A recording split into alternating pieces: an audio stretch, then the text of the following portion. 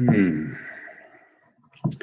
Once again, welcome to today's webinar on how to heal a broken heart after a divorce, breakup, or death.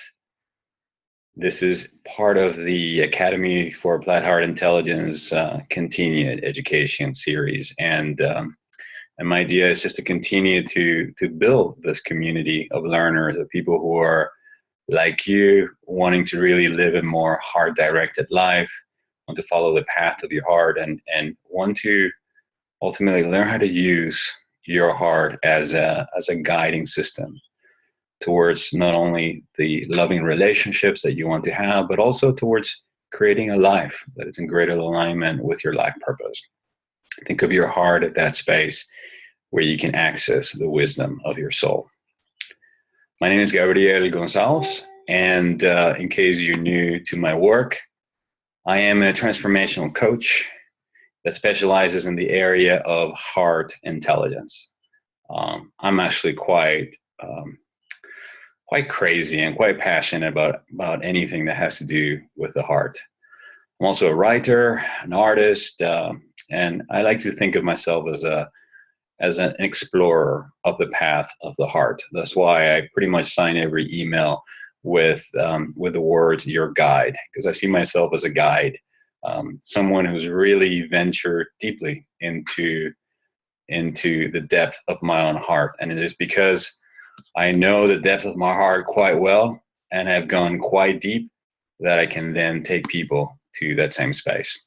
I believe that as a coach, you can't take a client deeper than you've ever actually been willing to go yourself. And so what I love doing is helping people create a life that they love from this heart center space. This includes having deeper, more loving relationships, experiencing greater health and well-being, while building a thriving heart-centered business that allows you to fully express yourself and have ample income to do what you love. And I want to say that today's topic is I don't want to use the word close to my heart again, but is very close to home, because we're gonna be focusing on the topic of feeling broken hearted.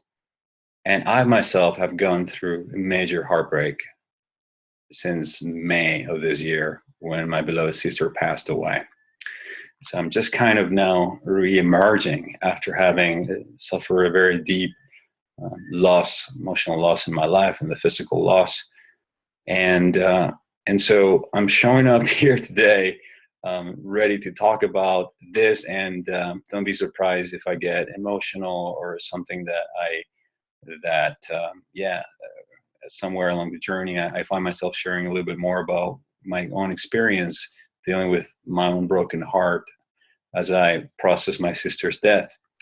The interesting thing about this thing that we call a broken heart is that no human being is exempt from it. It is part of the human condition. We're going to be looking at that a little bit more as we move through this evening's presentation. So my intention is really to hold a space where we can explore this topic together and go deeper. And I know that if you're here today, it's because at some level you also have gone through heartbreak in your life, or you may be struggling with heartbreak right now, and you want to let go of the past, you want to heal your heart after perhaps a divorce or a breakup or death or something that really created a lot of emotional pain for you. If you're here today, chances are you're also is because you lost hope of finding love again. Sometimes the way that a broken heart shows up is kind of like the lack of interest in meeting new people and finding love again. So you find yourself kind of feeling stuck and confused. You may be here because you're also feeling numb in your heart, or experiencing what I call the disconnect from the disconnect. So there's a disconnection, you're not aware that you're disconnected, and it shows up as kind of feeling numb, and kind of just working or living life in autopilot. Perhaps you just want to learn what are the steps that are required to heal a broken heart.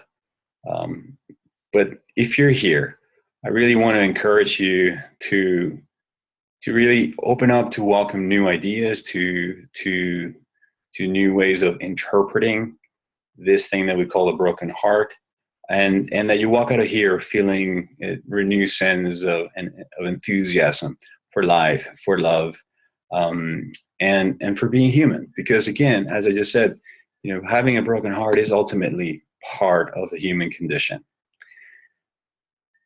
And so I am here to help you gain clarity about what a broken heart is, and to help you discover ways that you can start healing your heart so that you can welcome new love in your life. And I'm going to guide you through we're going to be discussing some topics, and I'm going to be answering some questions for you. But at the end of the presentation, there's two things I'm going to do. Is I'm going to guide you through a brief process that will at least give you a practice that you can take home today that will help you ease this feeling of brokenheartedness. And then I'm also going to invite you to go deeper with me, if that feels right to you, by joining one of the upcoming programs that I have lined up. So today we're going to be talking about what exactly is a broken heart, why it's so important that you actually choose to start healing your broken heart. What is it that creates the pain that we call a broken heart, and how you can reduce it? Something really important that I believe that goes with this topic is understanding what I call the 3 layers of the heart. And then obviously the 5 steps that are involved when it comes to healing a broken heart. I'm going to share what that is. And again, a whole PDF of notes. This entire slide presentation, you'll be able to download it along with the audio after the presentation when it's posted on the Academy's website, if you want to go back and review some of this stuff, or if you just want to share it with somebody that you love. So what exactly is a broken heart? Well, there are many definitions, but I like to just simply define it as the excruciating emotional pain that you feel in the middle of your chest when there's a drastic and sudden change in the way things are. This might mean changes in relationships due to somebody breaking up with you, or somebody betraying you, somebody abusing you, somebody acting out completely unexpected. It could have been a change in your environment, or situations that have to do with life circumstances as well. Some people, you could experience almost the pain of a broken heart when you get fired from a job, or when you lose a job that was very important to you. I remember, for example, being a 9-year-old, and I used to have this portable cassette tape player. So when those, back in the days, I used to have like the Walkmans before CDs came along, and I remember that it got stolen. I neglected it in the park where I was playing, and I turned around and he was gone. And I remember being just so brokenhearted about it for like weeks and weeks. And I remember it also feeling as a pain in my chest. So, the feeling of brokenheartedness is not always associated with a person and love and romance, but it's also, it's associated with losing anything as a consequence of, again, something that suddenly changed, and the way things were no longer are. And so it is expressed or it is felt as this excruciating emotional pain that you feel in the middle of your chest. Now, it's really important that you make a conscious effort to heal a broken heart for health reasons. Number one, people that are going through deep processes of grief or loss over someone that they lost, statistically, they are 21% more likely to suffer a heart attack. So if you're going through heartbreak and you're not doing anything to really heal it, transmute the pain, bring or connect to your joy, or do the process that I'm going to be describing here today, then you're 21% more likely that you could actually have a heart attack. Also, 26% of women and 40% of men that who lost their partners, who are widows or widowers, will die within 3 years of losing a life partner, statistically speaking. And so it's very important that if you value your life, that you take care and you really heal a broken heart the way you would heal a broken leg, or heal a broken relationship, or heal a broken chair that you may have at home. Okay. But more importantly, beyond these statistics that I just share here with you, the main importance is when your heart is sore, what's really happening is there is a blockage. There's a blockage of an emotion that at some point was not deeply felt and was not really allowed to move through you. And what this did was create not just the feeling of stress, but also a tremendous amount of cortisol and hormones that continue to flood your system and generate toxins, really taxing your immune system, and creating the conditions for you to remain sick, to have low energy. And so your health can be seriously impacted when you don't really make a choice to heal your heart. And so it's not only important for health reason, but also because as long as your heart is broken and you stayed in the state of suffering and pain, what happens is you remain close to welcoming new love into your life. So it's very, very important that you begin this journey of healing a broken heart. Now, what is it that creates the pain of a broken heart? Well, the pain comes from, I believe, from different aspects or from different parts. Part of this pain comes from the fact that we, as human beings, we are designed to bond and to attach to each other. We do this physically for survival. We do this mentally for convenience. We have a tendency to group with people who have similar ideas to us. We do this emotionally because we need affection from people. And we also do this spiritually, or energetically. We come together with certain groups of people. Some people call this soul families. And so we have also bonds that transcend the mental, the emotional, and the physical. Okay. I have this diagram here that I always like to show, which basically shows these 4 dimensions in which we connect, attract each other, interact, and also attach. We attach to each other. We get used to each other's physicality. In the case of a romantic partner, we literally become addicted to the other person's chemistry, especially after we've been involved with them sexually. Mentally, we actually develop dependency on the person. There's such a thing as almost like a mental addiction. Like I remember being in a relationship where I just could not stop thinking about the person, even when I was in a relationship with them, and even worse when the relationship ended. We also get attached emotionally, and the truth is that we are designed to get attached as part of our survival mechanism. We are pretty much the only species on the planet that requires an attachment of a minimum of 10 to 12 years so that we can raise our offsprings. Otherwise, a child will not survive, much less in our society. And so we are designed literally to have this strong emotional bonds. And whenever that bond is broken, either due to death, breakup, or anything that could happen that could end the relationship, the breaking of these bonds, of these cords, if you may, will create emotional pain.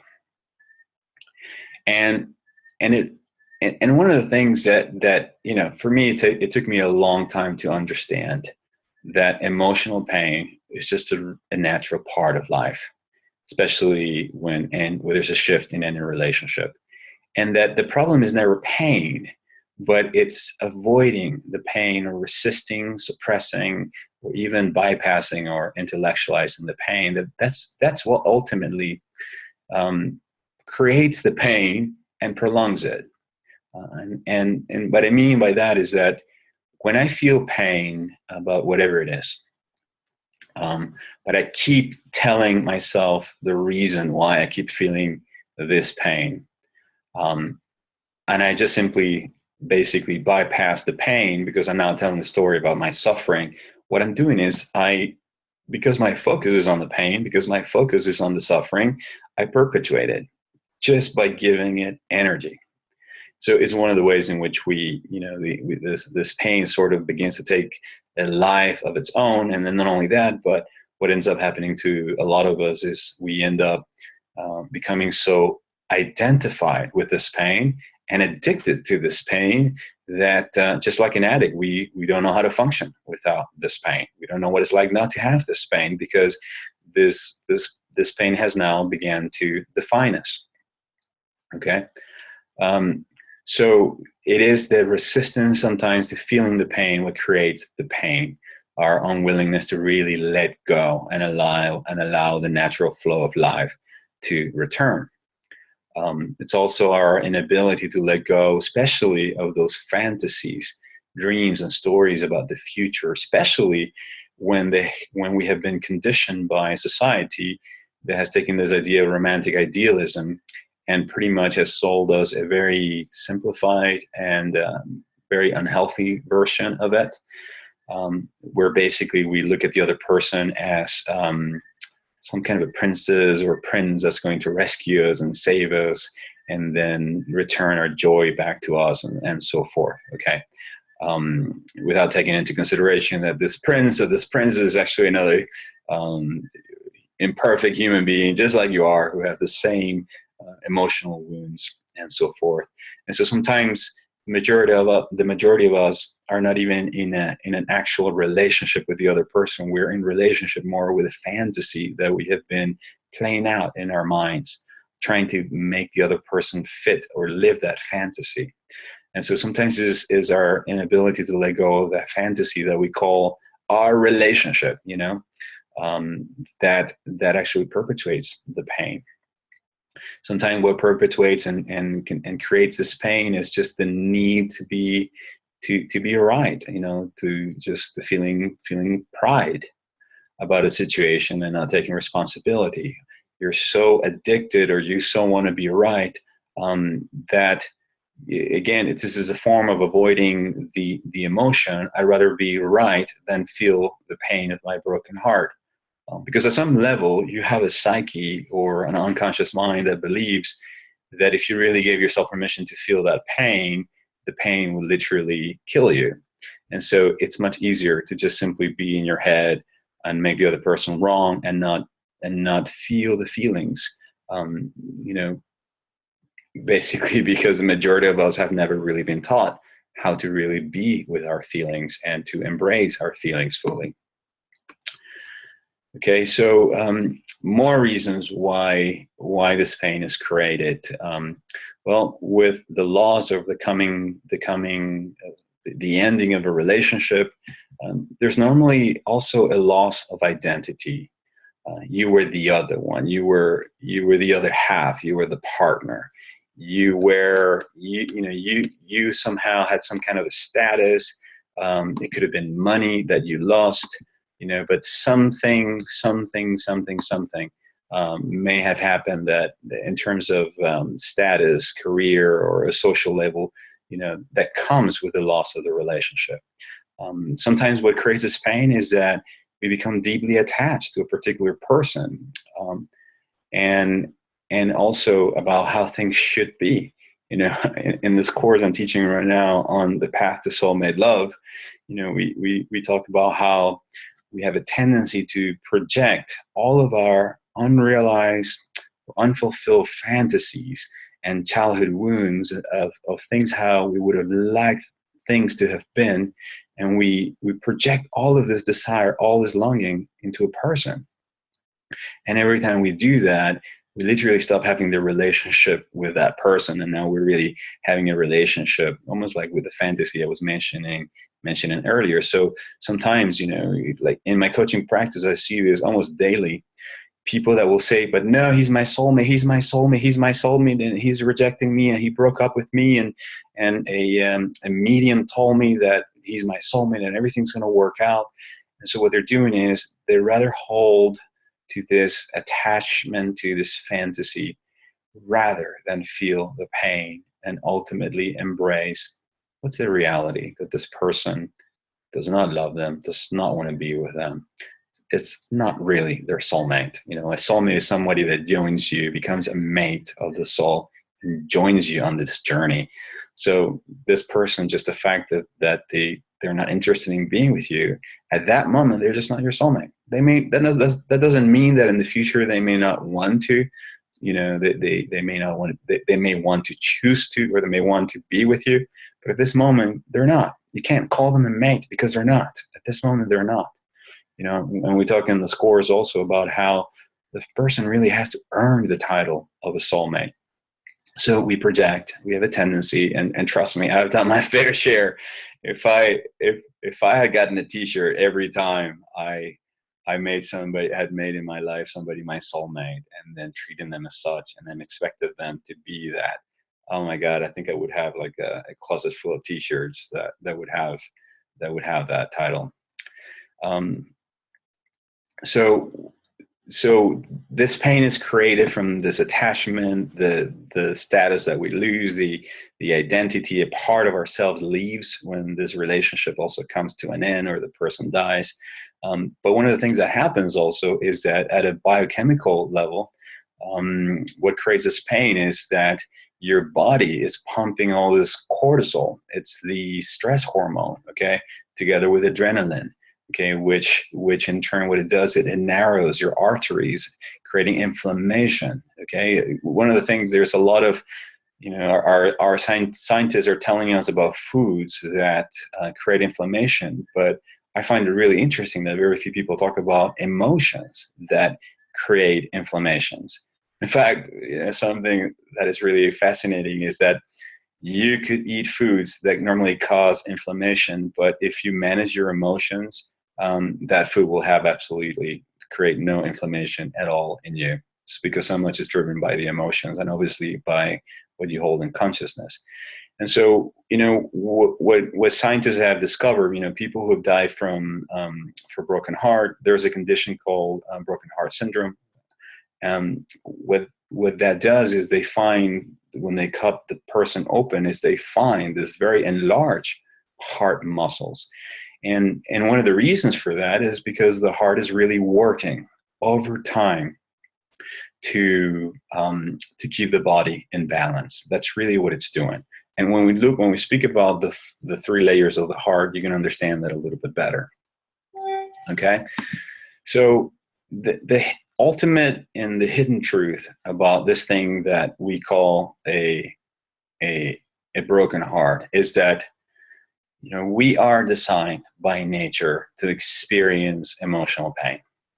No one is exempt from it, because it is by feeling emotional pain, by experiencing emotional pain, that our emotional system matures, becomes stronger, and more resilient to life's constant changes. And the only thing that can do that for us is the experience of life and losing things that are very dear to us. People, houses, careers, we're going to eventually let go and lose everything. As we age, we begin to lose our youth, our hair, our teeth, our skin tone, our, the sparkle in the eyes. The human condition is one of constantly releasing and letting go of all those things that are very dear and close to us. I remember my dad, when I was growing up, my dad, who passed away when he was 79, he would always say, "Gabriel, what you are, I was. And what I am, maybe you will be, my boy, maybe." And I think, one of the things he was really alluding was like getting to my age and having lost my entire family 2 wives, the majority of my friends, my physicality, my body, now my career, everything. It's not for the faint of heart. And in fact, I saw him when growing up, I saw him become a softer, more loving man as he entered into his 70s. And so that is the truth. We mature, but somehow we've been sold in our society. We've been sold this idea that we're not supposed to experience emotional pain. And pain is part of life. Suffering is definitely optional, but pain is part of life. I mean, we are born through pain. The moment we are born as babies, our mothers experience a tremendous amount of pain. And death also creates a tremendous amount of pain. Another thing that I believe is a hidden or ultimate truth about a broken heart is that there's really not such a thing as a broken heart, but ultimately a broken dream or story about the future that will no longer be. The heart, when the scientists, they cut a person open, they don't see a broken heart. I mean, the brain actually is more broken, believe it or not, because when you take a brain outside of the body, the brain's left and right hemisphere literally splits in half. You end up with this thing just opens. But the heart is not cracked. What they normally find is an enlarged, highly inflamed heart. Okay, so obviously it creates the illusion, especially because of the pain that you feel. Okay, but what's really breaking ultimately is the story. Some kind of a story that you told yourself about how things were going to be and then were not. When my sister passed away back in May, she had been diagnosed with cancer 2 years ago. And one of the things that I sat with that created a lot of pain for me was that we had a huge fallout shortly after she was diagnosed, and she stopped talking to me, and she completely cut me out from her life. That was up until my birthday of this year, when she called me for my birthday, and we reconnected, and it was amazing, to say the least. It was just I was in so much joy just reconnecting with my sister. Obviously, I was so afraid that she would die before I could say goodbye, or that she would die while we were still separated and not speaking.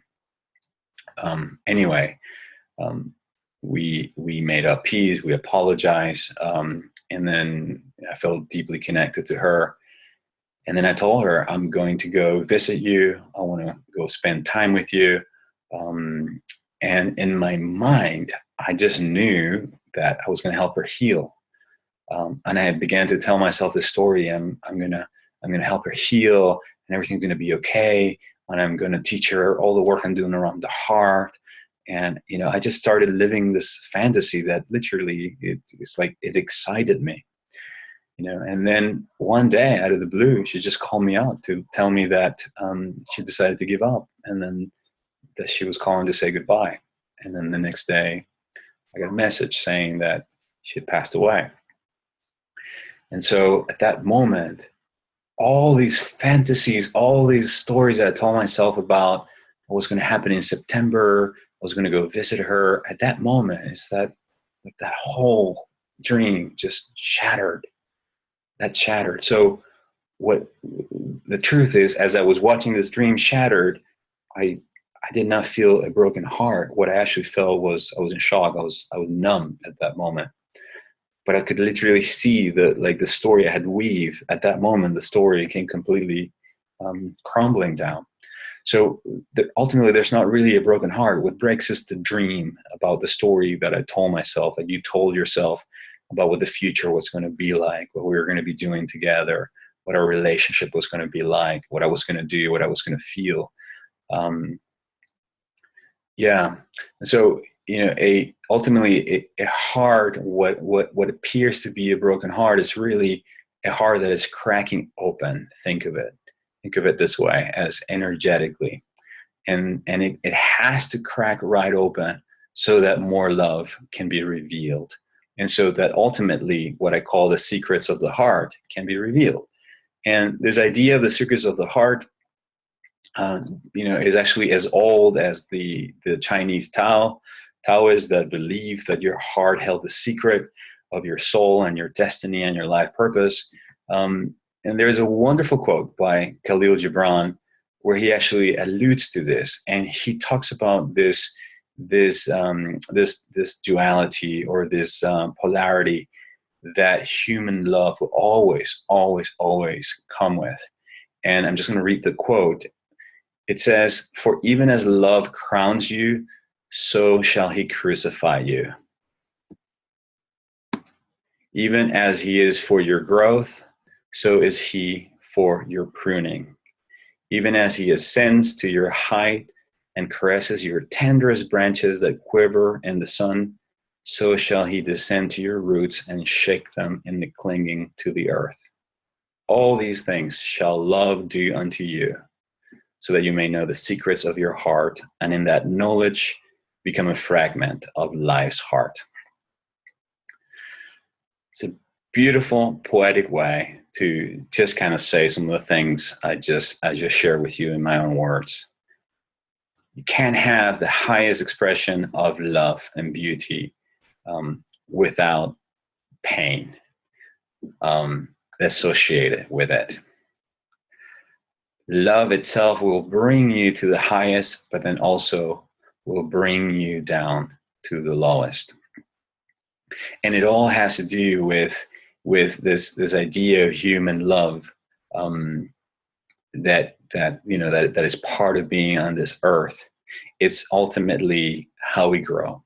How we grow is by experiencing this contrast, is by experiencing these polarities. That's how we grow, by experiencing joy, love, life, connection, then and then experiencing the lack of that. Okay, so love is designed to do all these things to us, so that we ultimately can then discover the deeper truth. That's what the secrets of the heart are, and that in that knowledge become a fragment of life's heart. But he's really talking about the heart of God, the heart of the divine. In other words, the more we lose these material things and all these things that we associate with love, right? The more we discover the infinite love of God. And the truth is that's really what's happened to me with every breakup, with every end of every relationship, with every person that has died in my life. I come from the experience of when I lost my father when I was 19 years old. He died of a stroke. He was 79. And then 2 years after that, my brother Juan killed himself. And then shortly after that, a guy who was like my stepfather, probably the closest thing I really had to a father besides my dad, he also died of AIDS.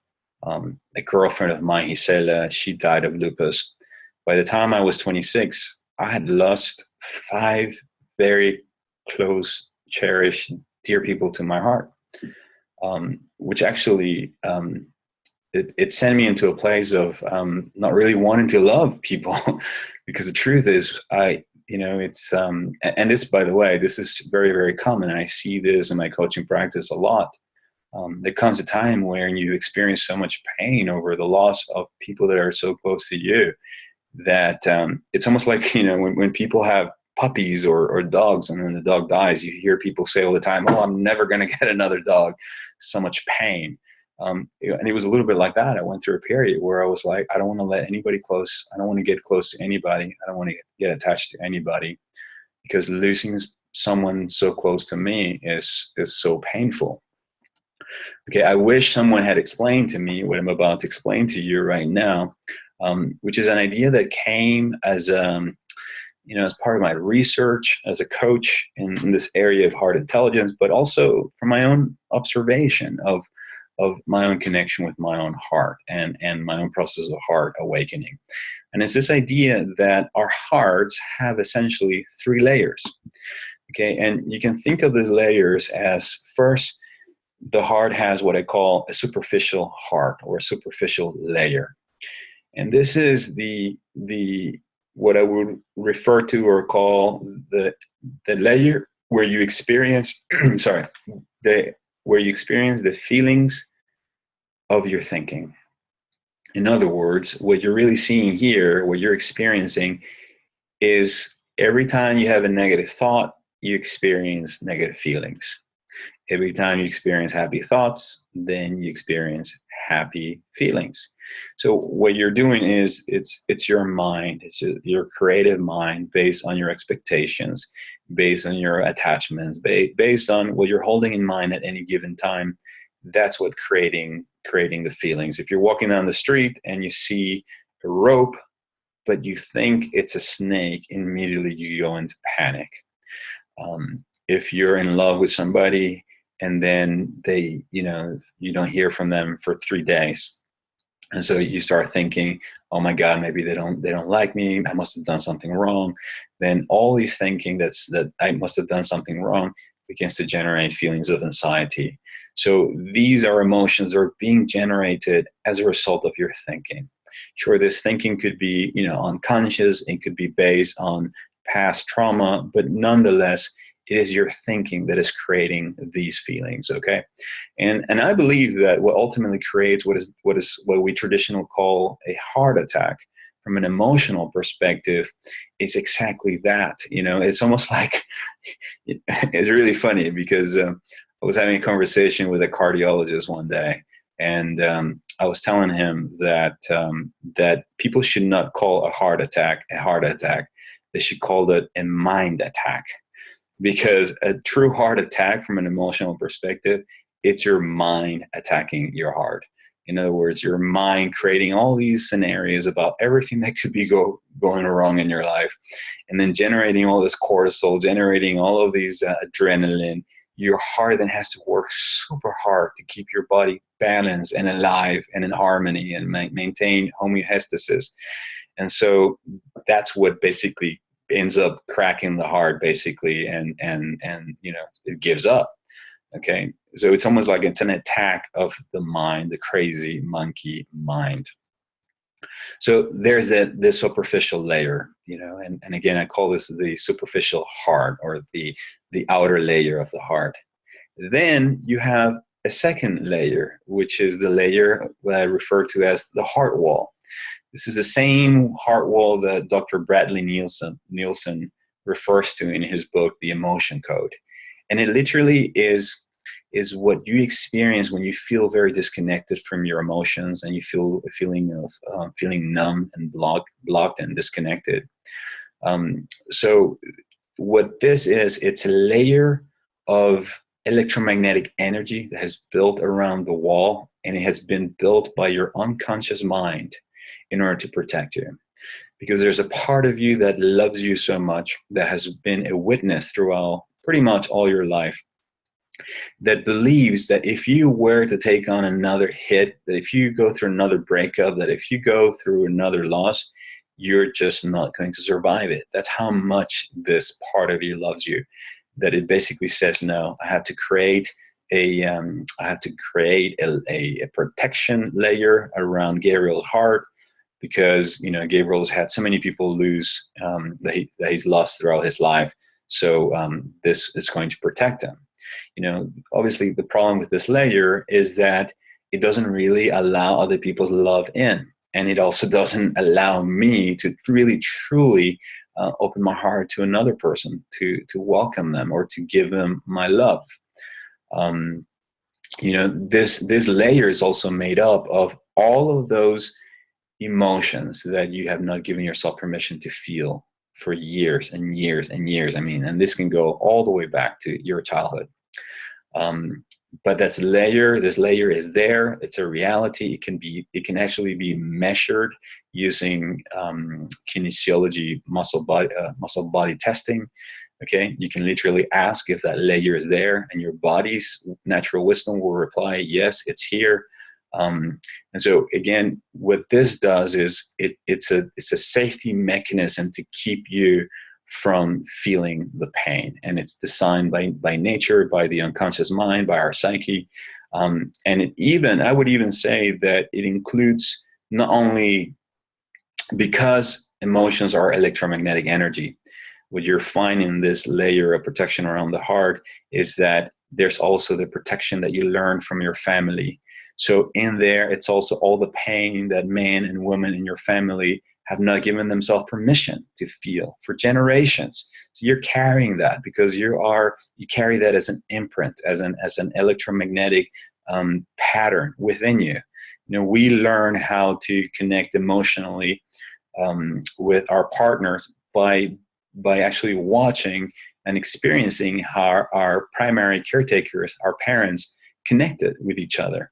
Okay, so if they themselves had strong protections around their heart, they did not open each other's heart and were not willing to be vulnerable, to tell the truth, obviously because they were very guarded, you know, chances are we took that from them. We took that on with us. We adopted not only the belief that it wasn't safe to open our hearts, but we literally also, you know, we inherited the same wall that our parents had, just like we have inherited our colors of eyes or, you know, or some features.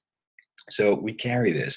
And I would even dare to say that this what makes up this heart wall is also part of what Eckhart Tolle refers to as the pain body, which is the pain body of society itself. So part of the heart, the wall that protects your heart, is also all the men in the world and all the women who have been raped, abused, who've been brokenhearted. And so you're picking up part of other people's heart wall or blocks as well, and you make them your own. Okay, so that wall is there. That wall is real, and what it's really doing is protecting this other third layer of the heart that I refer to as the deep heart. And this is the part that you access when you begin to experience this deeper feelings of unconditional love, joy, lightness, and peace.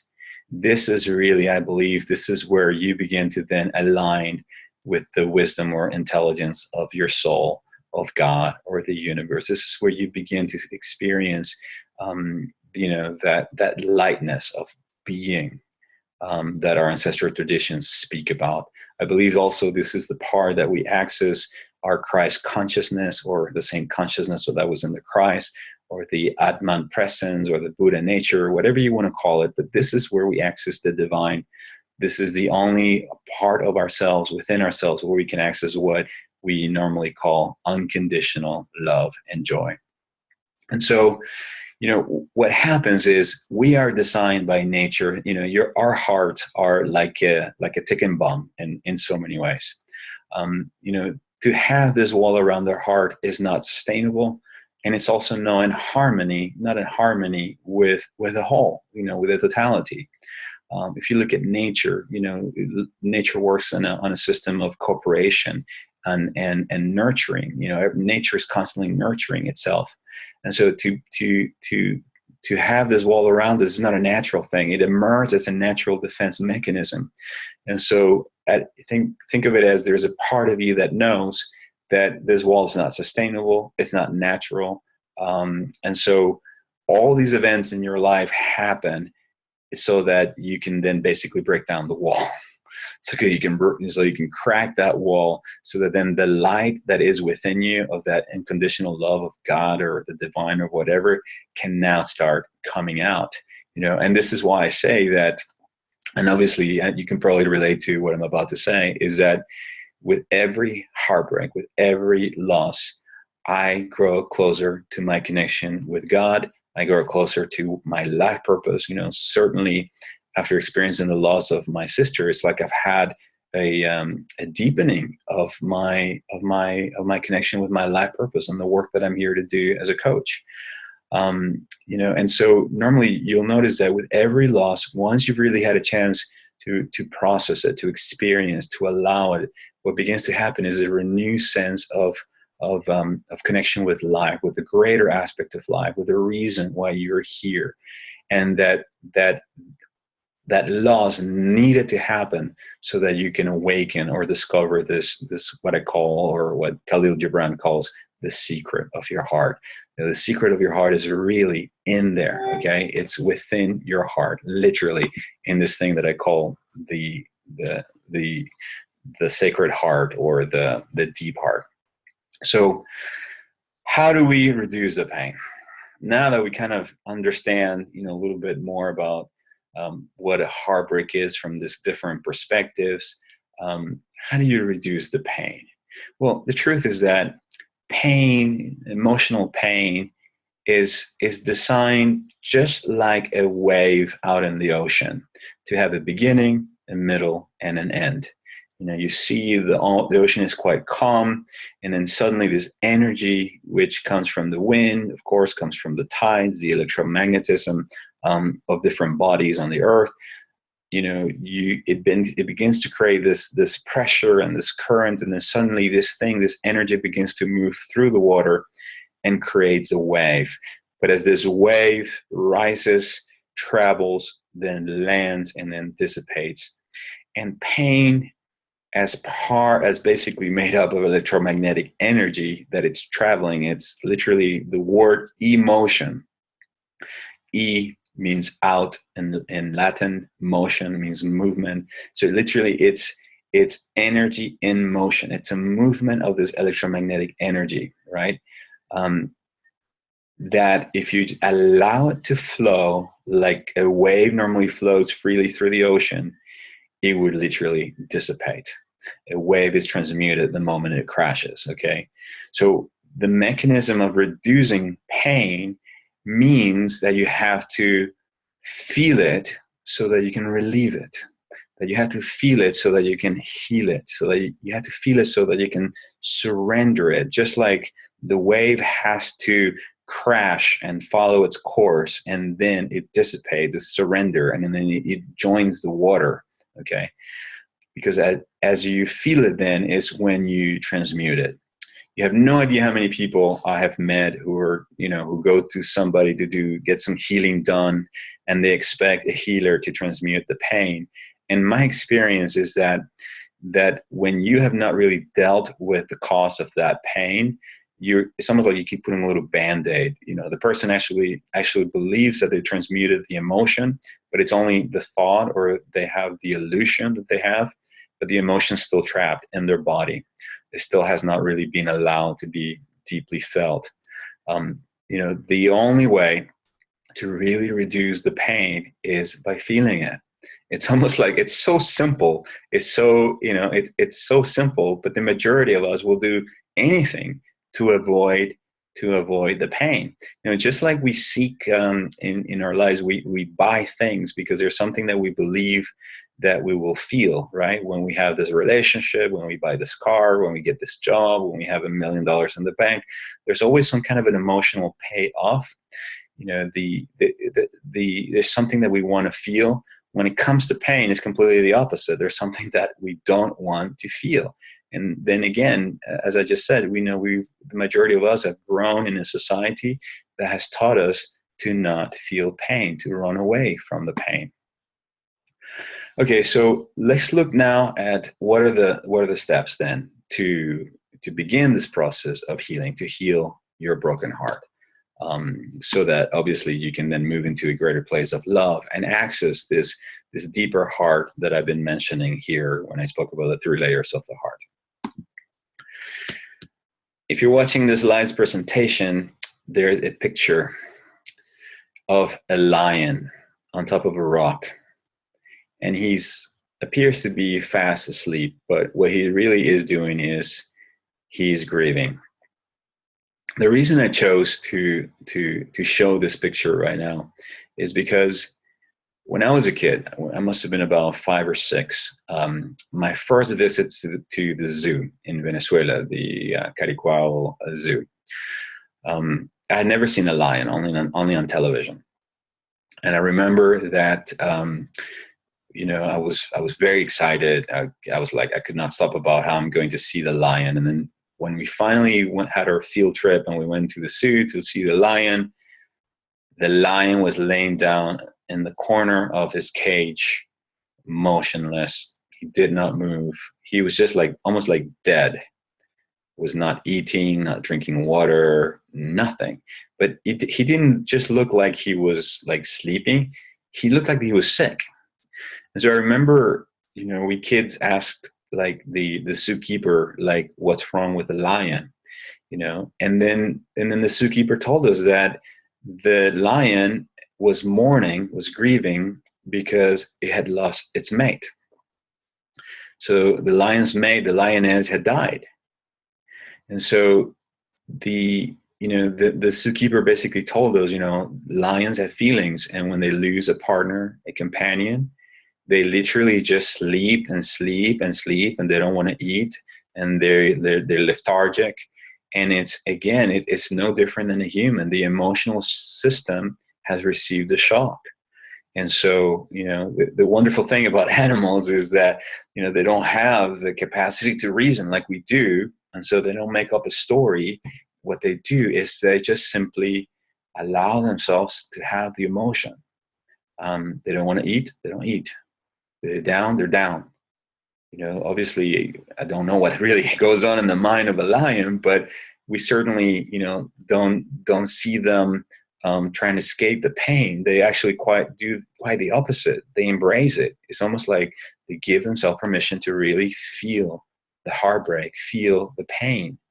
And so that is where the journey healing begins. You have to let your heart break. Okay? You have to feel the pain. Again, if you cannot feel it, you can't heal it. The word healing comes from the English word wholeness. So what you have is an emotion that wants to be part of the whole, that wants to be loved, that wants to be accepted. So letting your heart break means that you have to be willing to feel the pain instead of running away from it and bypassing it. So it's important that you let go of the need of making it okay, of fixing it, and then just give yourself permission to feel it. And this also means that that you give yourself permission to welcome all the thoughts, the feelings, the sensations, and even the need to fix it. Even that part of you that says, I shouldn't be feeling that. Well, great. Yeah, great. Well, you're welcome here too. We can all be here together. We're all grieving here together. Okay, that part of you that wants to take revenge over what happened, that wants to fix it, welcome it all in, okay? And become aware that oftentimes what you are experiencing when you're experiencing this brokenheartedness, it's not just the death of this relationship, but chances are that you're also experiencing a lot of the pain that you did not give yourself permission to feel a long time ago. So you may be mourning. It appears that you're crying over your girlfriend, or like in my case, it appeared I was crying over my sister. But the truth is, I was crying for the part of me that was dying. I was one of the things that I had to come to terms with when I was thinking about when I was processing my sister's death, was that what had died was who I was. I realized that my sister and I had actually grown apart this past 8 years since I moved to South Africa. And that there's a part of me that had not really noticed that who I was 7 years ago, I'm no longer that person. And so I realized that when I was mourning her, I was also mourning the person that I was, the sibling that I was when we grew up together. I'm no longer that person anymore. And so I was grieving that. And so oftentimes when life faces, puts us in touch with grief, we don't always grieve for that one thing. Remember, part of this heart wall contains pain that you have not given yourself permission to feel. So along with that loss is also other losses of, that you may not even be aware of. And that if you ask your heart is very likely to reveal to you what else are you actually mourning and coming to terms with as part of this process of loss. Okay, so the key here then is that, one, you do not run away from the pain. That you resist the temptation of wanting to go like eat food to run away from the pain, watch porn, just go on binging, on movies, on television series, or do anything, that could be drugs, drinking, alcohol, anything, that where you actually bypass the pain, or even find yourself into a situation where people just want to spiritualize your pain, and then right away start telling you like, oh, well, it's Like when it happened when my sister passed away, right away there was a lot of people telling me, oh, she's in heaven, she's no longer in pain. And I was saying, yes, but I'm experiencing the pain right now. This all are wonderful thoughts or wonderful ideas, but right now I just want to be with my pain. So it's really, that's what is required, that you give yourself permission to be with your pain. And one of the things that you can do to actually do this is to energize this core, or this deep heart that I refer to, the inner layer of the heart, by breathing deeply and evenly with a rhythm into the middle of your chest as you feel the pain. As you feel this pain, oftentimes you notice that if you really lean into the pain, if you really welcome the pain, if you breathe it in, breathing is a wonderful thing, because, breathing, when you breathe into your body, you're breathing prana, you're breathing spirit, you're breathing life into your body. And so what you're doing is you're increasing your capacity to allow this flow of energy, of emotion, to move through you more easily. And your heart is the center of your emotional system. So when you energize the heart, you're increasing your heart's capacity to actually process this pain. Your heart is designed to literally to transmute, to love and to heal all this pain, if you just allow it to. Okay, think of it as this part, this inner layer of the heart, where the unconditional divine love of God resides. Can take it all, can take it all. There's a human part of you that believes that you cannot take it, but the truth is that you can. Within you, there's the capacity to do that. The second step is that as you give yourself permission to feel the pain, right, that you then begin to take responsibility, that you begin to take full responsibility for your part of the situation, okay? That if in the case of a breakup or a divorce, that at some level you co-created the situation, you were part of it, you allowed it, you contributed to it, you tolerated it, okay? And that it's some, it's not just something that happened to you, but that somehow you participated in the creation of that. And so acknowledge the role that you had in what happened, okay? That it takes two to tango, like the old saying goes, okay? And that there could have been things that you could have done differently, okay? And so it's important that, again, that you allow all the thoughts, feelings, emotions, okay, that arise when you begin to take responsibility for the situation. Okay, so give yourself permission to be with all of that. But again, it's not only taking responsibility for your role, but it's also taking full emotional responsibility for your well-being. Take responsibility for your emotional well-being. All right. The next thing that you want to do is you want to forgive and let go. The word forgiveness means to give forth, to release, literally, to give something forward, okay? So what is it you're going to release? Well, remember we spoke about, we have attachment to this thoughts, ideas, stories, dreams, fantasies about things, how they should have been. All of that has to be surrendered. Not only the feelings have to be surrendered, but also all these thoughts, everything has to be surrendered, okay? What are you going to surrender it to? Well, it depends. You could surrender it to God, to life, to spirit, to nature, to the universe. I don't care. I particularly, I like to surrender it to what I call to the Christ, okay? I believe that the Christ is the highest expression in human form of the divine that lives within me. So I just simply invoke the presence of Jesus, and I just say, Jesus, I cannot take this pain. I've been holding on to these thoughts, these ideas of how things should be. Please, can I just lay it all on you? Can you just please receive all of this from me? Can you just give me your strength to embrace this pain? Can it all be surrendered thanks to the love that lives within my heart, that is your love? And that does it for me, okay? And then understand that ultimately, when you forgive someone, especially in the case of past relationships, who you're really ultimately forgiving is yourself. not just from a metaphysical perspective, in the sense that there's only really one consciousness here, okay, but from the perspective that that cortisol, all that cocktail of toxic emotions that you may be holding in with regards to somebody else, it lives inside you. It's being pumped into your vein. And remember when I spoke about some of the physiology,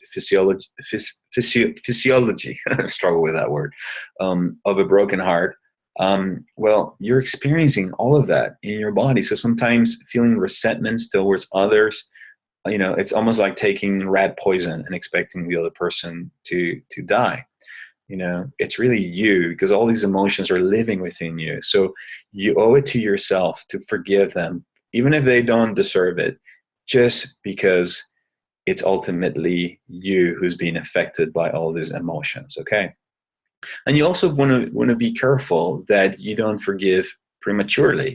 There is something called premature forgiveness, which is what happens when you basically are told, okay, well, you have to forgive, kind of like I'm doing right now. Okay, you have to forgive, it's good, but you're not ready to forgive. Sometimes you're still in the middle of that pain. You have not given yourself permission to feel all that pain. And the truth is that until you feel that pain and you transmute it, you're not really ready to forgive yet. You're not quite in that space. You're in the stage of feeling the pain, okay? It's almost like I just had this image of like a tsunami. It's like the tsunami, it's hitting, okay? Things are crumbling down, falling apart. You can't start rebuilding the city yet, okay? And cleaning out the mess because the tsunami is still hitting, okay? And so this is not the time to build. This is not the time to forgive. This is just the time to be with your pain. This is just the time to allow the heart to break, okay? And another thing that I believe it's key in this process of forgiveness and letting go is forgiving yourself.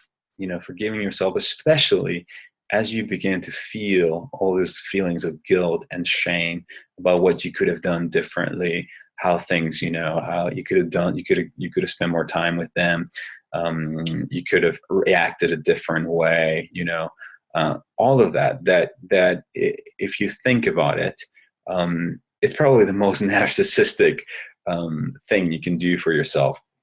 And this came to me actually reading David Hawkins' book called Letting Go, where he talks about how guilt and shame are the most narcissistic of all the emotions.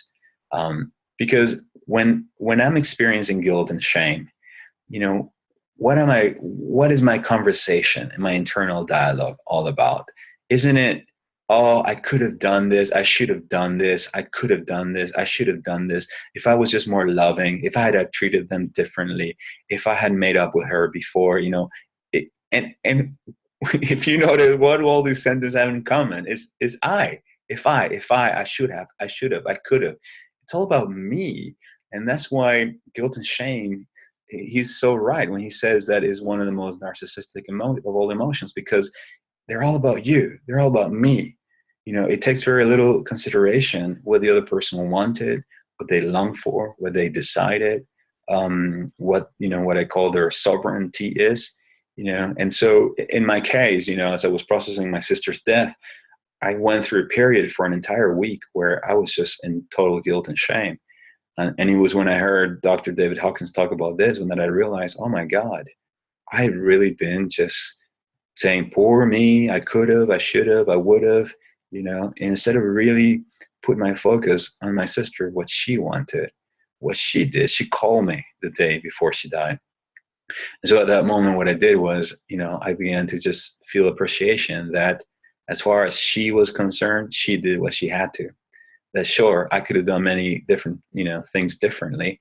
And so what I did, I let myself off the hook. I began to forgive myself for judging myself and for being so narcissistic and making her death experience about me, and that's so oftentimes what happens. We make it all about us. So forgive and let go, and ultimately remember that at any given moment, and this is true for every one of us, all of us, most of us are always doing the best that we can with what we know at the time is the best thing for us. Okay. And so, just that is ultimately the definition of compassion. Everybody's doing the best. My sister did the best that she could. Your partner that left you, they left you probably because that's the only thing that they could think of that would ease the pain. It's the best thing they knew that they could do. Okay.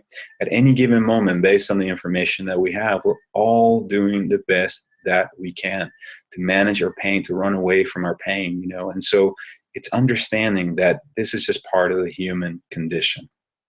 Okay. So the fourth step is that you begin to now to appreciate and learn.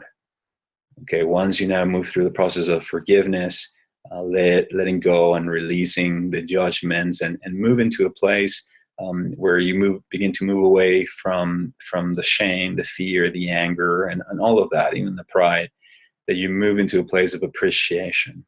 Okay. And that you look at, it's funny that I use this image about a boat now in land, like after the storm, after talking about the tsunami. The idea of the tsunami just popped in as I was speaking. But yeah, it's like after the storm is hit, look at what's left, pick up the pieces. Okay. And so what you want to do here now is really see the good, the bad, and the ugly of the situation or of the relationship. And for when it comes to relationships, it really means to look at, the good things that the relationship had, the bad things that you didn't like so much, and the ugly, and ultimately, how really the relationship really was. I remember I was speaking to a dear friend of mine yesterday, and he was telling me, well, Gabs, the truth is that relationship wasn't working for me. I never experienced so much pain my whole life, but the truth is when I look back, it wasn't really working. And that's what I mean. It's be able to get to a place of appreciation where you can say, you know what, I wasn't really happy. And that's the bottom line. Okay, so look at that, and then begin to see that as a gift that it is, because being able to see beyond all the emotional attachments and the fantasy, it's a gift in itself. Okay, take the time to reflect on the lesson. What did you actually discover about yourself, about this painful experience? And this is a really wonderful question to be asking yourself, because with every death of a relationship, with every ending, there's always something new that begins to emerge, a new realization, a new aspect of you, a new quality. Okay, this also, you can think of this as the secret behind the lesson. Okay, what was it inside your heart that wanted to be revealed, as a result of this experience that you had? Okay. And then also notice, and this is a really fascinating idea, notice where the love went. Okay, because I believe that ultimately when we lose something that's very close to us, especially something that we associate or that is a source of love or an expression of love, that love doesn't disappear. Scientists tell us that matter doesn't disappear. It's just simply energy. Sorry, not energy, not matter, energy. Energy cannot be destroyed. It just simply changes form. And so what I have noticed throughout my life is that whenever I've lost someone, the qualities of that person that I thought or believed I had lost immediately begin to show up in another area in my life or in a different kind of person. Okay, just to give you an example. When I was 13 years old and I got sent to prep school in the US, okay, obviously I lost my mother and my dad because 13-year-old kid who leaves home and boarding school. So what happened when I got to Connecticut? Well, I was like literally adopted by this Mrs. Emmons, who's an older woman who was my writing teacher. And next thing I know, she's like a mother to me, cooking to me, pampering me, treating me, believe it or not, just like my mom. And then the same thing, I met this guy, Adrian, and he was like a father, and he had some of the same, qualities. He's very authoritarian, like my dad was. Okay. And the same thing, that's happened to me over and over again. Every time I lost someone, if I really take the time to look around me, I'll notice that the qualities of the person that just left begin to immediately show up in my life. Even most recently, after my sister's passing, there was this girl. Her name is Tanya. She's a client, and we've been slowly been building up, a friendship. But something really strange happened after my sister passed away, which is the energy between, or the relationship between Tanya and I. It's almost like it's starting to feel a lot like my sister used to. It's almost like we become brothers. It's really interesting. Like, she's my sister, I'm her brother. It's like the energetic between our relationship is one of that. Okay, so if you are willing to look and to really look around your life and see, okay, well, the love of this person is no longer in the form that I was used to, and this could be a person that left you, or it could be a relationship or somebody that died. But if you ask, okay, where are her qualities? Where am I seeing it? Oftentimes you'll find it in children, you'll find it in your next door neighbor, or if not, you'll even find that it is actually you that is beginning to have them. Maybe your partner was the one that was like, the people friendly one, the one that was always like filled with joy. Then suddenly you find yourself experiencing this joy, and you're like, what is happening? This is not normally me. Well, maybe this partner came into your life to awaken that. It was one of the treasures in your heart to make you more whole and complete. And then as a result, you're now experiencing, that quality that appeared to have left is now within you. And again, it's becomes one of the secrets of your heart. Okay. And one of the things that you want to do during this stage is to really journal, to share your thoughts, to spend time with friends with whom you can share very deeply, and to really just take time to reflect. I think that's one of the things that the lion in the zoo is probably doing in his little unconscious mind. He's probably reflecting, on what lost. Obviously, he's processing the shock, but he's probably dreaming as well. Of all, just like my puppy dreams, you could see her, she's like chasing something. The lion is probably dreaming also of all the things that he'd lost. And I believe the same thing, can happen with us.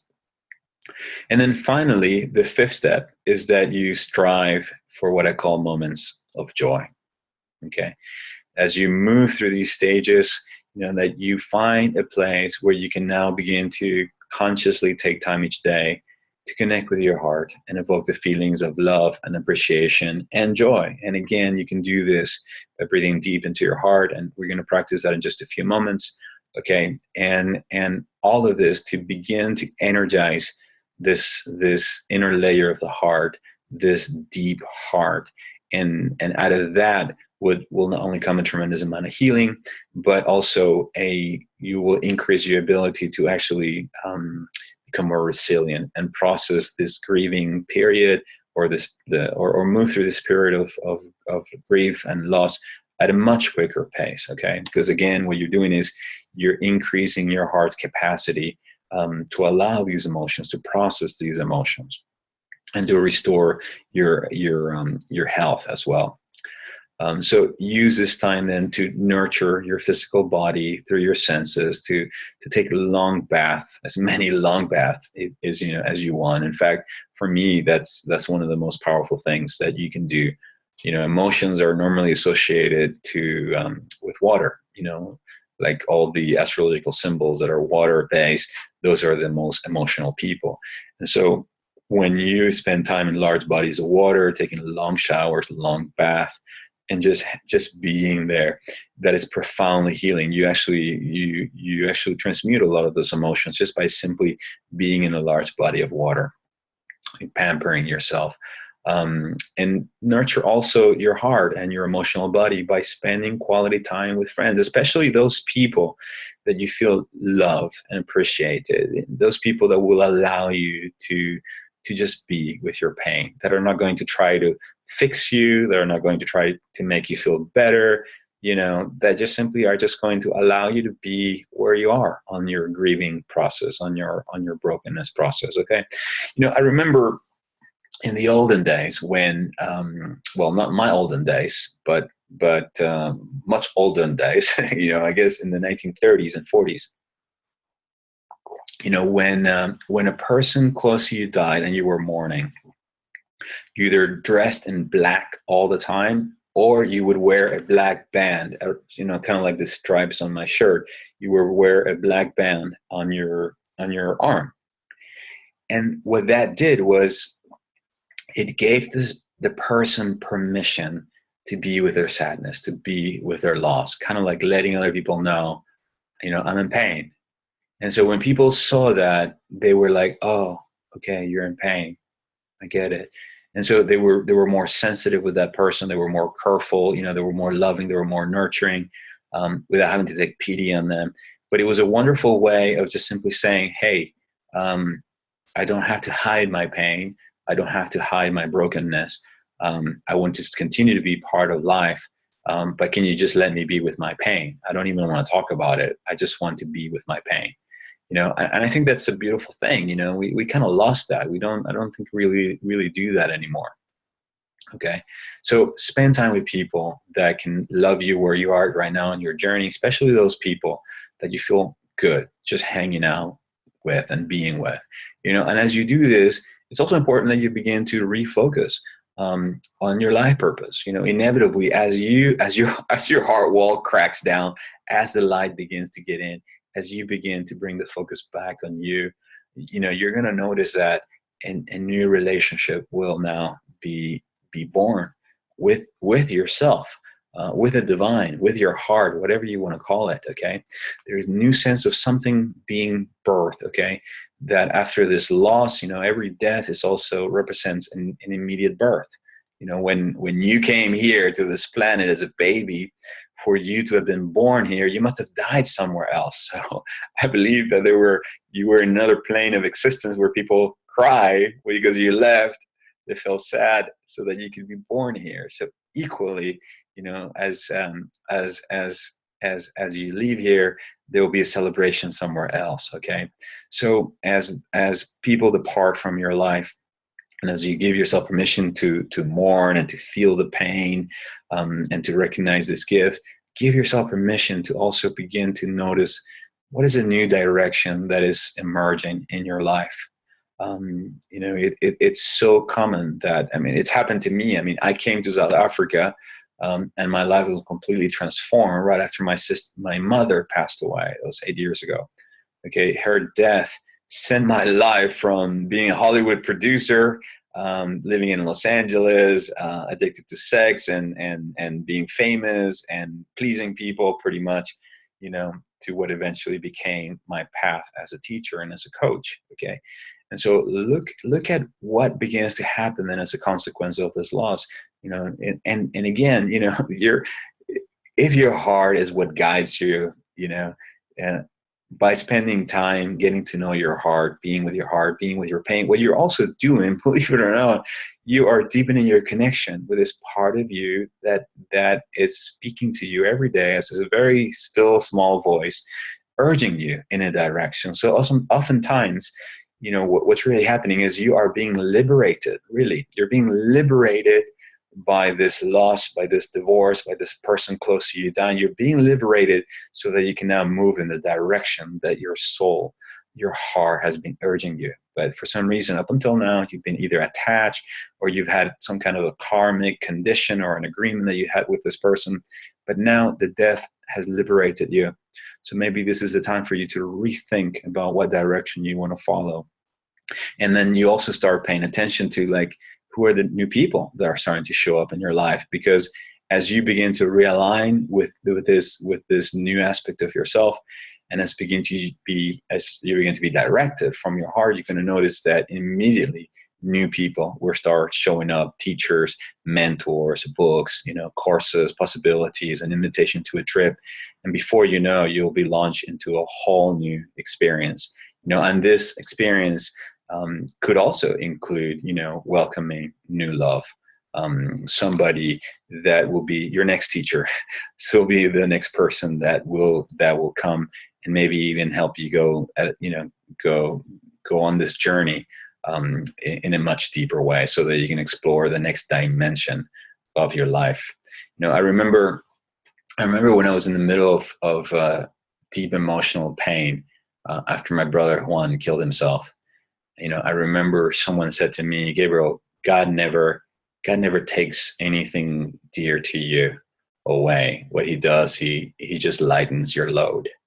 And of course, at that moment, I was engulfed in this grief, but I get it. I know what he meant now. This person meant when he said, you're being freed up. Your load is being lightened up. Okay, so that you can come back home to yourself, so that you can get clear about what is it you really want, and then so that you can welcome, this new level of relating to life, and then with that will come new relationships and new love, if that's what you want and if that's what you choose. Okay, so in finishing up this aspect of the presentation, I just want to say that please remember that ultimately it is not time that heals, as popular sayings, the popular saying goes. But it's actually love.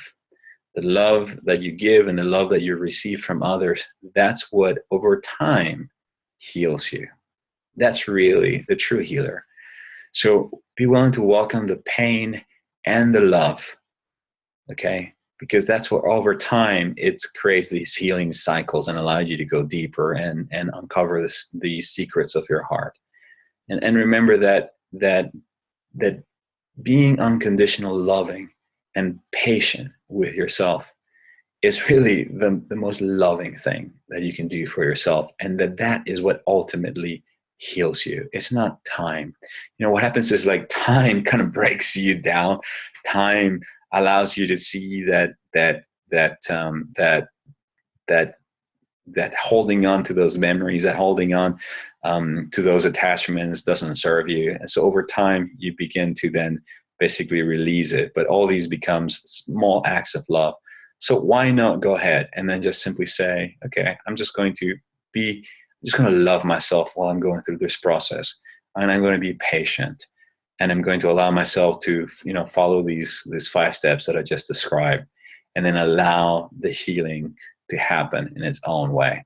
If this is a natural aspect of life, and I'm designed to experience emotional pain because that's how I grow and I mature, I'm also going to trust that within that same heart that is processing the pain, there's also the love that will heal me, that will set me free, and that will send me into new cycles of more love. Okay, wow, that was a mouthful. And we have about just a little over 5-10 minutes left. So what I want to do now is I want to guide you through this process, or at least give you the initial steps, okay, before we leave here tonight. And I want you to do is put a hand over your heart, and I want you to do is put your hand over your heart, and it doesn't matter which hand it is. And as you do this, give yourself permission to just be with what is right now. Maybe you have said things that have touched you. Maybe you have said things that have inspired new thoughts or new ideas in you. Maybe there's a new way of seeing and understanding what you or someone close to you might be going through. What I want you to do is just simply be with this moment and be with your heart. And then begin to breathe that love that is always available to you through your breath in the air. There's always love in the air, trust me, always. Breathe that love that's always in the air, straight into your heart. And imagine that as you direct this love straight into your heart, it moves through this superficial layer of your heart, and then it continues. It literally pierces a hole through the heart wall. And then right there, in that sacred heart, in that deep heart, makes a point of connection. And that with every inhalation that you take into the heart, the love that is in the air is now filling that deep heart. It's energizing it. almost as if you are at that petrol, the gas station, and you're filling up your tank. So you're doing exactly that. So think of it as the love that is in the air. It's now filling up your love tank inside your heart. Now allow this breath to be rhythmic and to be even, so that the inhale and the exhale are equal in length.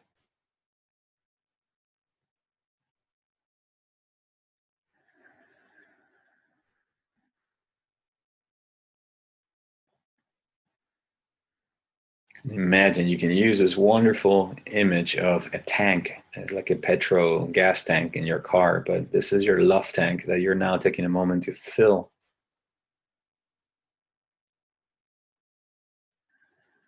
And then imagine as you do this that the heart wall, as the inner core of your heart begins to be energized and filled with heart, this heart wall begins to dissolve.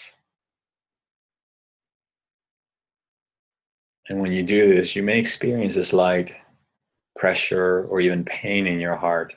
And what I want you to do is just breathe into that pain. Lean into the pain by breathing into it.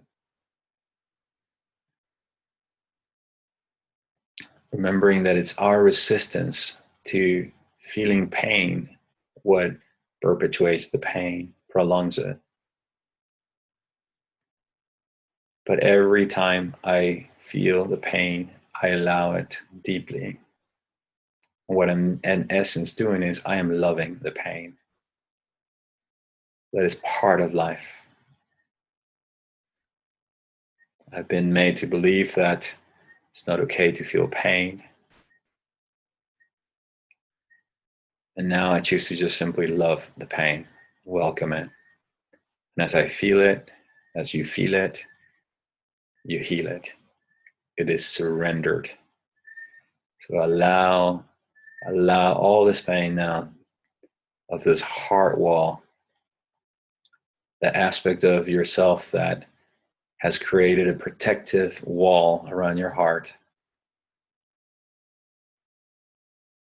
Allow the unconditional love within your heart to love that.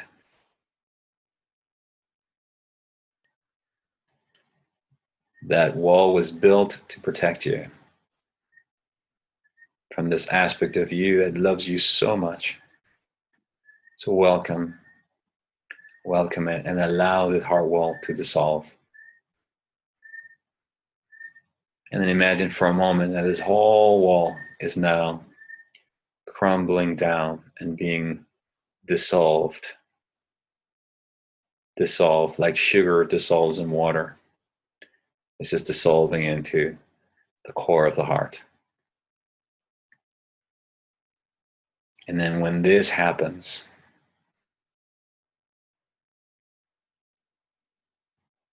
the outer layer of the heart, the superficial layer of the heart, and the inner core of the heart begin to melt together.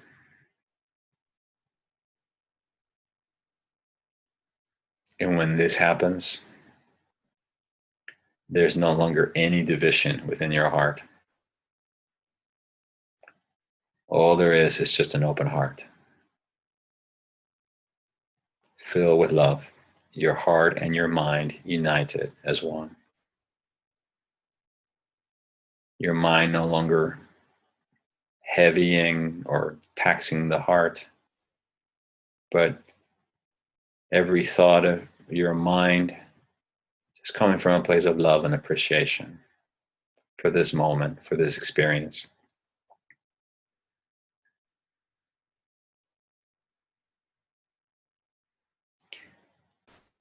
With the awareness that within you there's a capacity to embrace all the pain that you're going through right now. That there's no need for medicines, there's no need for chemicals, there's still no need for distractions. And that this is all available to you the moment you just simply choose to open your heart to this greater love that lives within you and allow this love to do the healing. That is the love of the heart. That is the love of God and the divine. What heals all. Only love heals.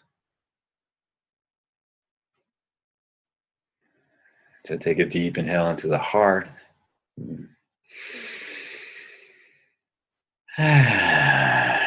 Exhale out, making a slight noise. And once again, take a deep inhale into the heart. And exhale out. And one last inhale into the heart.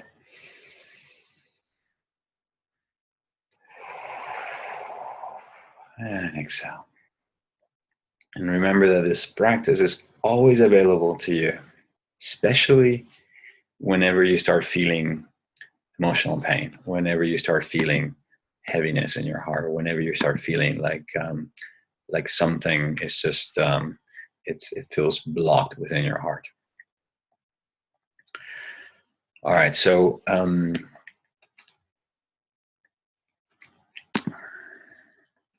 I mentioned earlier, when we began this webinar,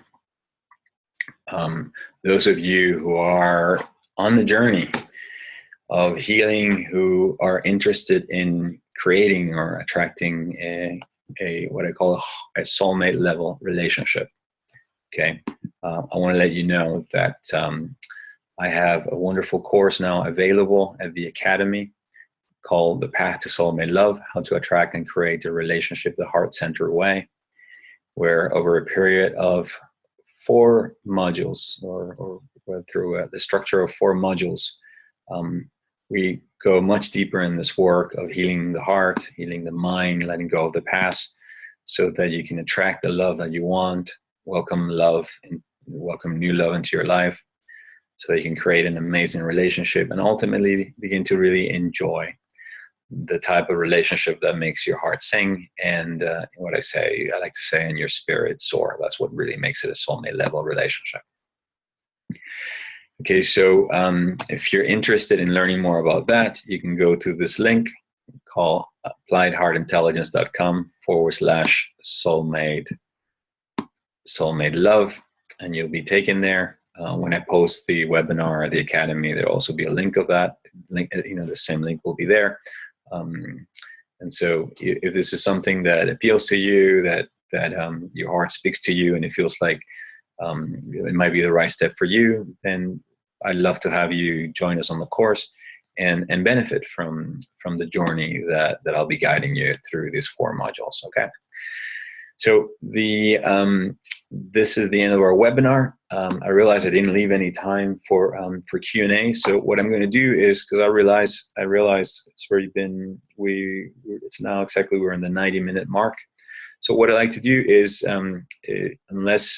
unless you have questions, I will stay a few more minutes to answer any questions that anyone may have. And so you're welcome to ask your questions right now, or if you have things to do, you can also go about your evening or day, depending on where you are in the world. So if you have a question, there is a Q&A button in your controls, and you're more than welcome to ask me a question there. Let me quickly look at the chat to see if there are any questions. I believe there's a question from Per. Hey Per, how you doing?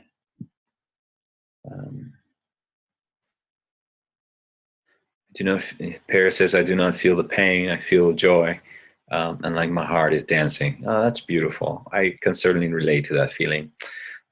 What is the difference between this and the 28-day one? Okay, that's a very good question. The 28-day course, it's really an introductory program.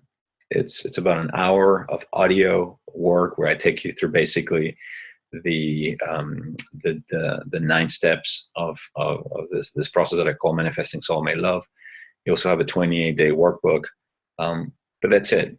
You have basically a workbook, an hour audio material, and that's it. The difference between that and the online course is much deeper. Each module has 7 lessons, and the average time of each lesson is about 35-40 minutes. Okay, with slide presentations, more downloadable audios, guided meditations, There's workbooks. So it's a much deeper. It's also a much deeper course. You really you go much deeper in this work. The other thing about the Path to Soulmate Love is that the Manifesting from the Heart program only covers the attraction part. Okay, it's all really the process towards only the module that is all about attraction. The Path to Soulmate Love, that is just some of the material that cover in the first module.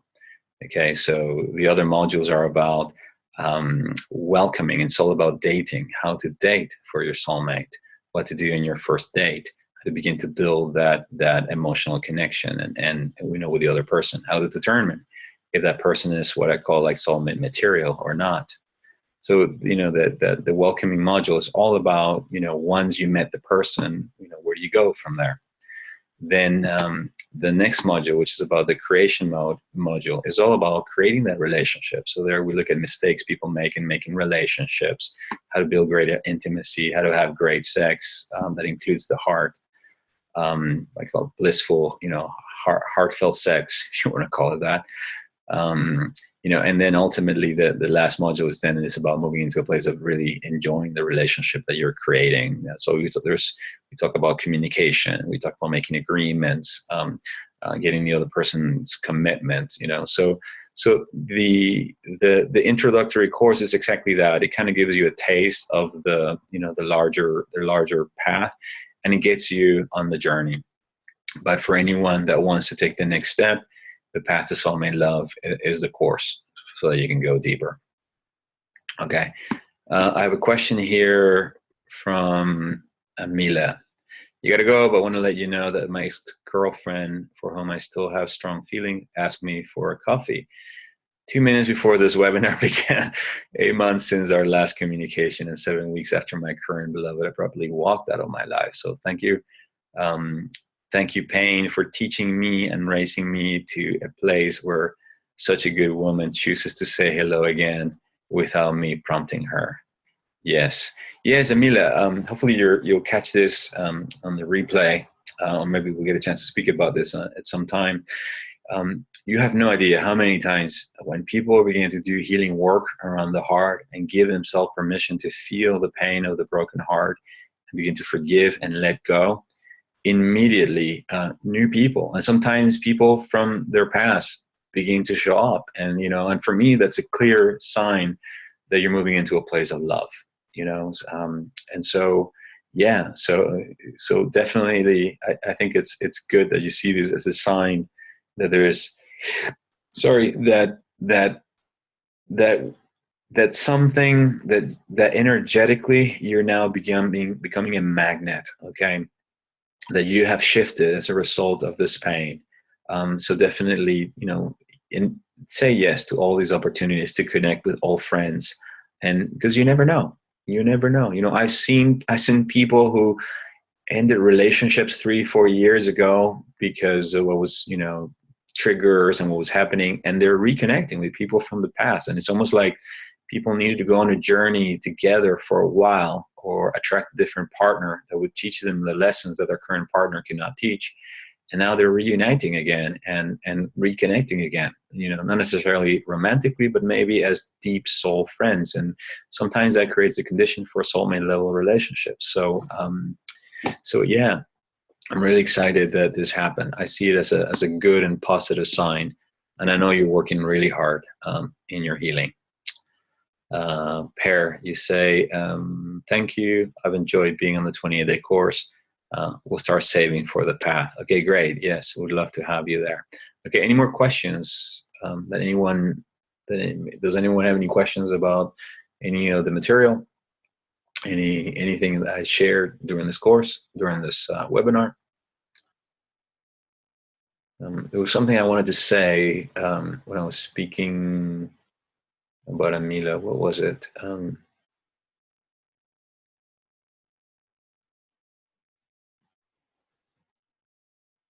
Yeah, I can't remember right now.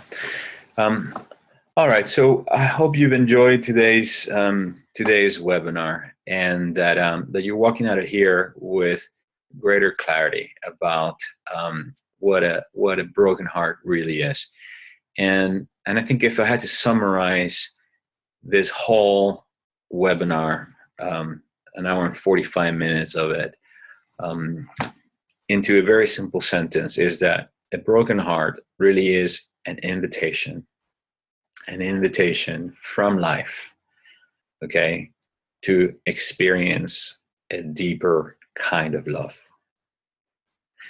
That we get our hearts broken so that we can love ourselves more deeply. that is what Khalil Gibran was really basically saying in his beautiful poem. Per says, I like the part where you said that things show up in other places. Yes. You're gonna know, and the reason for that, Per, if you want to understand the kind of like the dynamic of why that happens, and it basically is because the universe works on a principle of wholeness. Okay, in other words, the entire universe, it's really lives in you, but it also lives in what you call my world.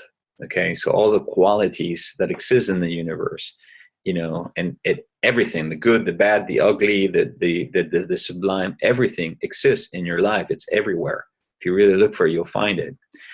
And so when a person that has been holding that energy of that quality leaves our life, it creates a vacuum, which means there's a part of God that now it's not there anymore, because the expression of that has changed.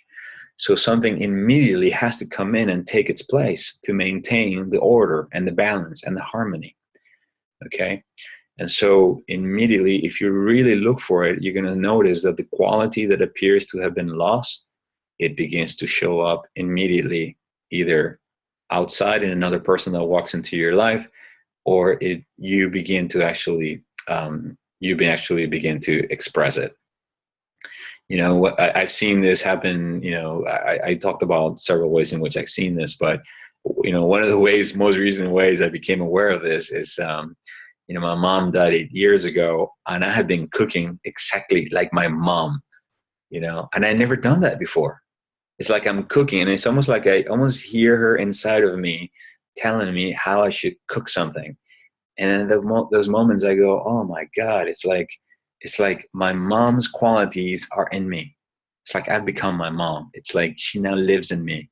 And funny enough, there's normally a woman who has a strong mother, like quality in her, that's very close to me and in my life. And at this time, there's none. So it's almost like I'm embracing that quality in of my mom within myself, which basically is another way of saying I'm becoming more whole. This feminine aspect that is nurturing, loving, caring, it's now more available and present in me. I don't need another person to give that to me. It's self-generated now. Okay. So yes, we don't really lose things, our loads are lightened so that we can then basically own those qualities. That's ultimately what relationships are all about. In South Africa here, we have the principle of Ubuntu, which basically says we get to know ourselves through other people. And that's really the essence of it.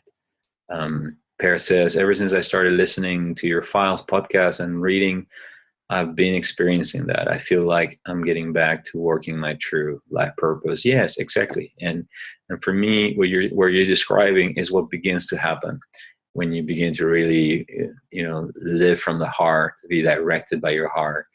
But again, I just want to say in closing that, the only reason I'm doing what I'm doing right now, it's because 8 years ago, my heart was cracked right open, and I experienced the biggest heartbreak I've ever experienced in my life. And again, if you go back and read some of my earlier podcasts, is in a period of a week, I lost my job. I lost my, things that were very close to me in terms of work, career, money. I was robbed. I was mugged. So that also meant my ID.